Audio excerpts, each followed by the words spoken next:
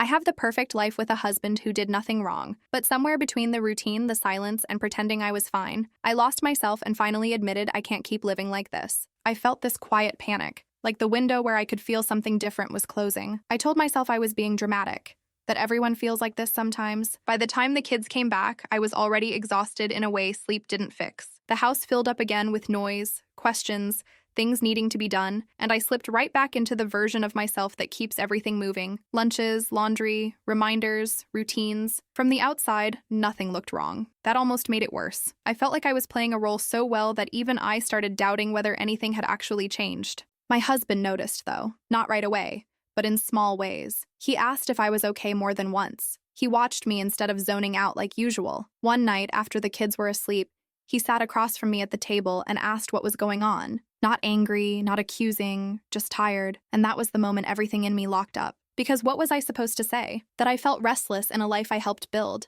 That I missed feeling wanted in a way that didn't come with responsibility attached. That I was scared of how easy it was to imagine a different version of myself when nothing had technically gone wrong. I didn't want to hurt him, and I didn't want to sound ungrateful. And I didn't want to admit things I didn't fully understand myself. So I brushed it off, said it was nothing. He didn't buy it, but he didn't push either. And that silence between us grew heavier than any argument. We started orbiting each other instead of actually connecting. Conversations stayed surface level. Touch felt awkward. Every time he tried to be close, I felt tense. And every time he pulled back, I felt rejected.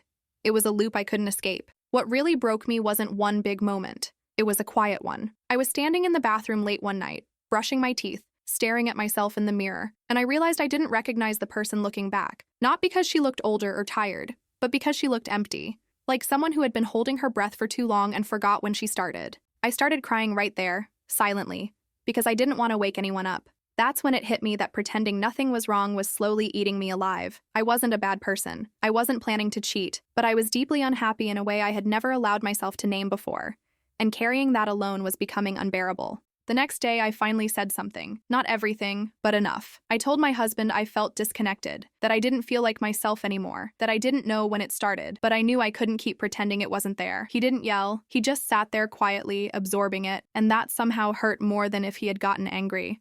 After that night, everything changed.